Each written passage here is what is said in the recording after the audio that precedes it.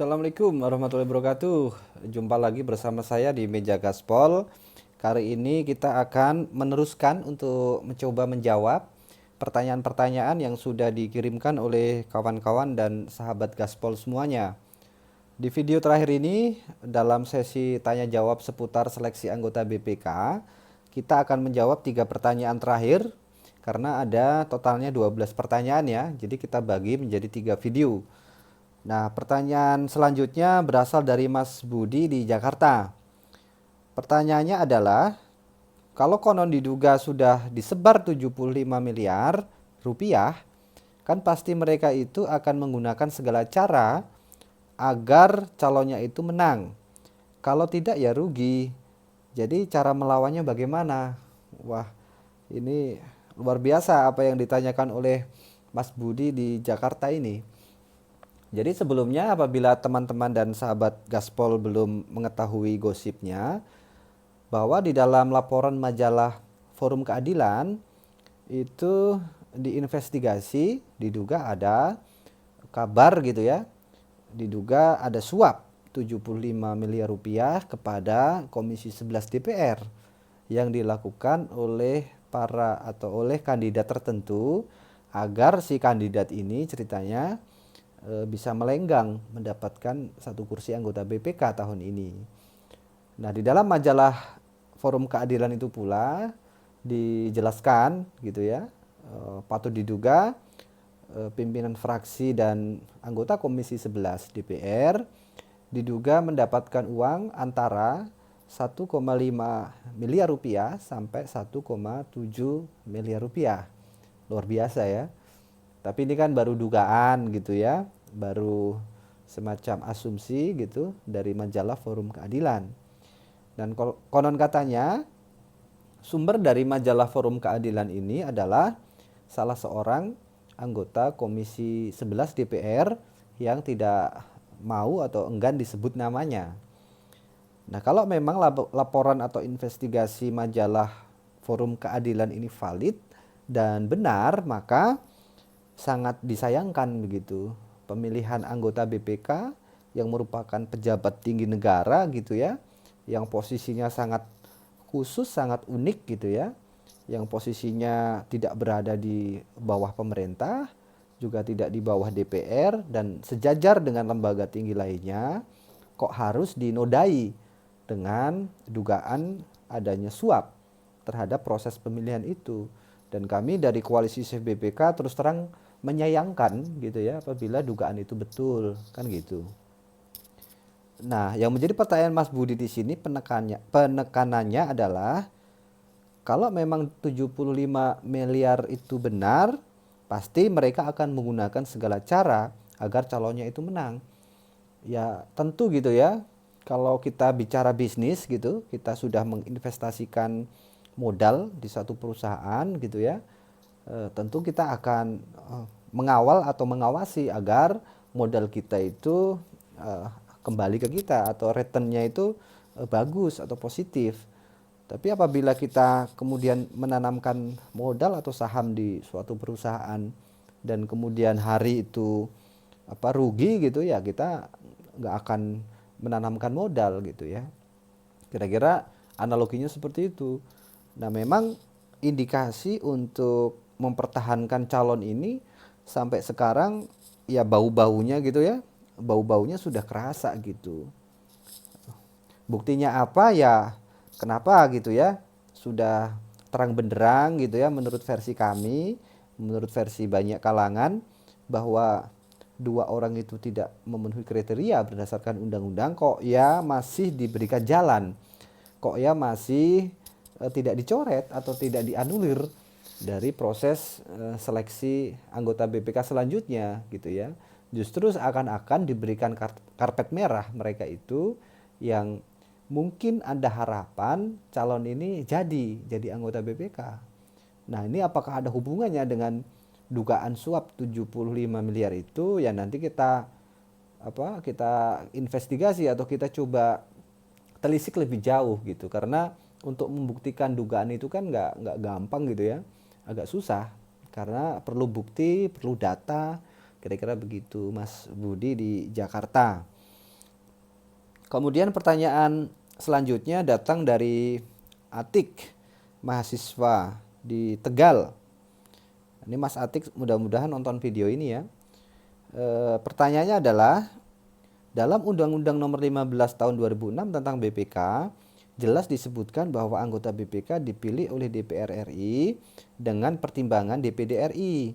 Yang saya mau tanyakan, pertama, apakah Ketua DPR dan DPD melaksanakan fungsi UU tersebut? Dan juga terkait dengan calon anggota BPK, saya pernah baca artikel nih Mas. Ada dugaan belum memenuhi persyaratan sebagai calon anggota BPK. Menurut koalisi CBPK, apakah benar dugaan tersebut? Kalau iya, mengapa sampai masuk dalam seleksi calon anggota BPK? Siapa dalangnya? Nah, ini yang pertanyaan kedua dan ketiga sudah saya jawab sebelumnya gitu ya. Yang belum adalah ini sangat penting gitu. Bahwa pertanyaan pertama dari Mas Atik di Tegal ini, di dalam Undang-Undang Undang-Undang Dasar 1945 maupun di Undang-Undang BPK itu kan dijelaskan bahwa anggota BPK dipilih oleh DPR dengan memperhatikan pertimbangan dari DPD, kan seperti itu. Nah, apakah DPD sudah melakukan fungsi itu gitu ya, Mas Atik sampaikan, ataukah DPR sudah melakukan fungsi tersebut gitu ya. Nah, kita bisa jelaskan begini Mas Atik, bahwa sesungguhnya yang memilih anggota BPK itu secara mekanisme dan tata peraturan undang-undang adalah DPR. DPR itu mendelegasikan kepada Komisi 11. Jadi Komisi 11 akan melakukan pemilihan baik itu melalui musyawarah maupun melalui voting, yang kemudian hasil dari pemilihan di Komisi 11 ini akan dibawa ke rapat paripurna DPR RI untuk mengesahkan anggota BPK terpilih. Kan seperti itu prosesnya. Nah, setelah terpilih anggota BPK, maka pimpinan DPR kemudian memberikan surat kepada presiden yang fungsinya adalah presiden mengesahkan, ya kan, bukan melantik tapi mengesahkan anggota BPK terpilih. Yang kemudian yang kemudian melantik anggota BPK terpilih ini adalah Mahkamah Agung, kan begitu. Jadi fungsi DPR dalam hal ini memang melakukan pemilihan terhadap anggota BPK. Nah, kemudian pertanyaan selanjutnya adalah bagaimana DPD menjalankan fungsi dalam pemilihan anggota BPK. Nah, ini sangat penting untuk kita coba elaborasi ya kawan-kawan dan sahabat Gaspol semuanya. Karena memang selama ini menurut kami gitu ya, dalam pandangan kami, mudah-mudahan salah gitu ya, Dewan Perwakilan Daerah yang diamanatkan oleh undang-undang untuk memberikan pertimbangan gitu ya terhadap calon-calon anggota BPK sepertinya hanya menjadi stempel dari apa yang calon-calon yang kemudian dilempar atau direkomendasikan ke DPD. Ini loh ada 16 orang calon misalnya, tolong DPD berikan pertimbangan, kan gitu. Jadi memberikan pertimbangan itu kan dengan melalui mekanisme yaitu fit and proper test juga kan. Jadi Komite 4 kemarin itu yang ditugaskan melakukan uji kelayakan dan uji kepatutan telah melaksanakan fungsi fit and proper test dan juga telah memberikan peringkat atau memberikan penilaian dengan berdasarkan scoring yang dihasilkan dari fit and proper test. Kemudian pada hari Jumat kemarin, paripurna DPD RI juga sudah mengetuk palu ke 16 orang calon anggota BPK minus 1 yang mengundurkan diri karena sakit gitu ya, untuk kemudian pimpinan DPD memberikan pertimbangan ini kepada pimpinan DPR RI. Kan gitu proses di DPD itu Mas Atik. Nah, kemudian idealnya adalah DPD jangan hanya menjadi stempel gitu ya, tapi bagaimana menjadi filter. Nah, bagaimana mekanisme filter ini? Kita bisa mendiskusikan lebih jauh tentang bagaimana peran DPD sebagai filtering dalam proses seleksi calon anggota BPK, Mas Atik.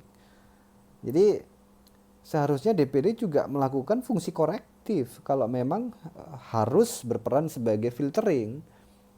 Misalnya nih, satu contoh gitu ya, kasus kemarin dari koalisi CBPK sudah memberikan surat kepada pimpinan Komite 4 DPD, kepada pimpinan DPD RI gitu ya, bahwa kami menduga, mensinyalir gitu ya, dari versi kami, dari 16 orang calon itu ada 2 orang yang tidak memenuhi persyaratan didasarkan oleh undang-undang, kan begitu.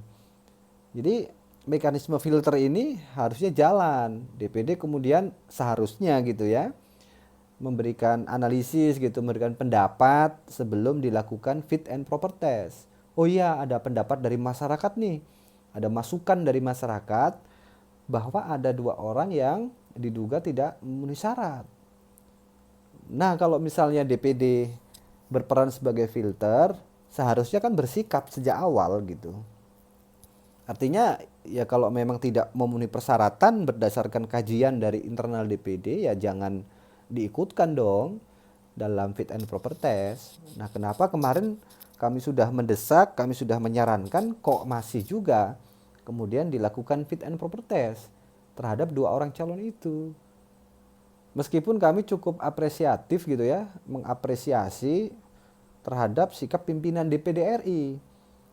Karena ternyata dalam sidang paripurna DPD RI gitu, 2 orang calon yang kami duga bermasalah itu diberikan tanda bintang.